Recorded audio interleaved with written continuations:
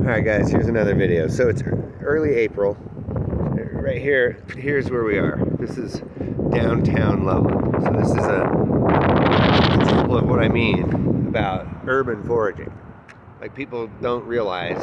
Okay, so right now I'm at the corner of Lincoln and First Street. And what do we have here? We have an irrigation canal. What do we have here growing alongside it? Well, this here is called Curly Dock. Now, it's not real good right now because the leaves are really, really big. But when they're real young, let's see if I can find a little one. You know, like this size, right here. You can eat these.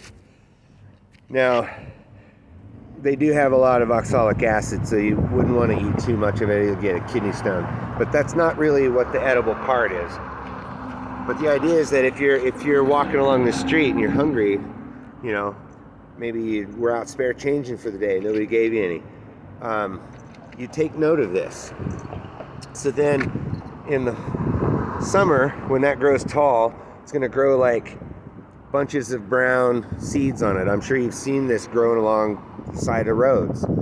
And it's in the buckwheat family, and you can roast those seeds over a campfire and make coffee out of them. And there's no caffeine, but they're quite delicious. It tastes like coffee that somebody might have put a little bit of tea in. Or you can grind them up and make pancakes, make flour, you know, works great. And then what do we have right next to this? Now these, you can just eat them right like that. Of course, they're growing along a roadside, so you probably want to rinse them in some clean water or whatever. But this is just dandelions. You can eat these, you know. They're really good. When they're in this stage, it just tastes like lettuce. And I'm sure you've seen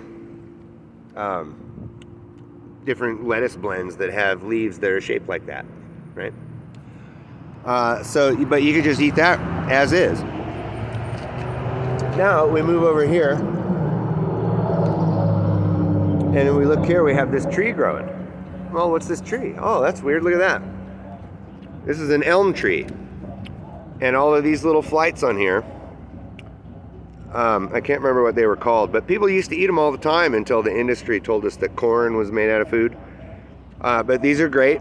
They're kind of a little bit mucilaginous, so they'll coat your throat if you have like a cold or something, but they're just food and they're delicious. They taste like sweet lettuce with a little bit of nuts, a little bit of a nutty flavor because of the little seed in there. Now eventually these will start to get brown around the edges and the flights become a lot more papery. I don't know if flight is the correct word. It's just the one I'm using. But and then they get a little papery and they're not so good to eat. So they're good in this state right here. They're delicious. Now it's weird. What do we have growing right next to it? Now I'm not 100% on this, but the flowers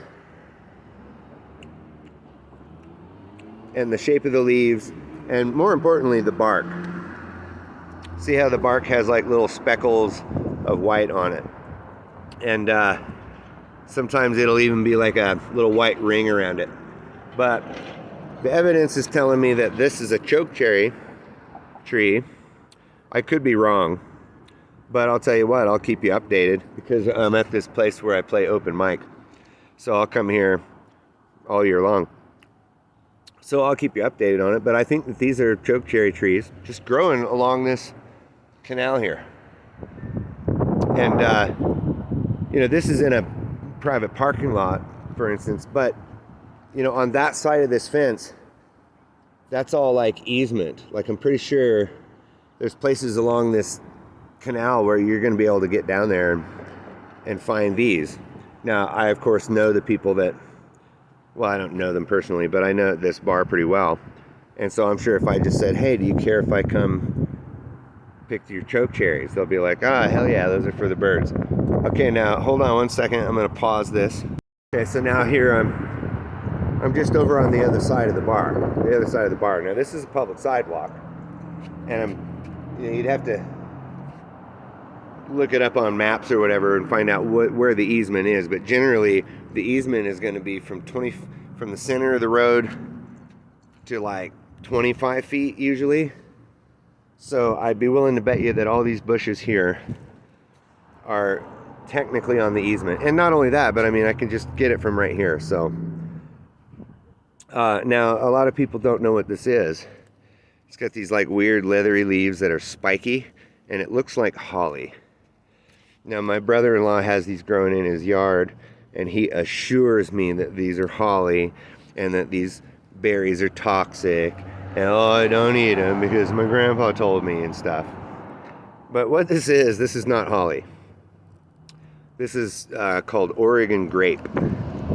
And you know, when I lived in Oregon, these things were just everywhere. And they're very pokey, but these little berries will grow into, you know, little purple berries about yay big. And they're really, really sour when you first eat them, and then they get really sweet. So it reminds me of those old candies that were called Warheads. But you can absolutely eat those. And I'll keep you updated on this bush too. We'll watch it as it goes. But yeah, you can eat these. Of course, you don't know right away by the look of these berries here, but when they get big and they're purple and they're real hard on that, or they're not hard, but they're like leathery outer exterior, and you squeeze them and like the inside will just come right out. And they're real sour, but then they get really sweet. But you could just eat them plain, or you could make jams or jellies or fruit leather. This year I plan to make fruit leather. Now that I know these are here, I'm gonna come forage these. And so anyway, there we have it, just in one little spot. Just in the landscaping of one place, you can find all of these food items. Now, of course, none of them are edible now because it's springtime. But, you know, you take note of this kind of thing. And then later in the year, when you're walking around and you're hungry or whatever, go, oh yeah, there's that Oregon grape bush. And then you come pick all the Oregon grapes, put them in your bag, and you take them off to your camp. And depending on what tools you have, you can make jellies or jams, or you could make fruit leather, which requires only a campfire and a pot, and maybe some sort of baking pan of some sort. You know, it doesn't have to be a baking pan, be a piece of sheet metal or whatever it is. And of course, I really need to do more how-to videos on how to do that kind of stuff. But anyway, there you have it. There's a little 8-minute video of just this one place where there's all this food growing around it.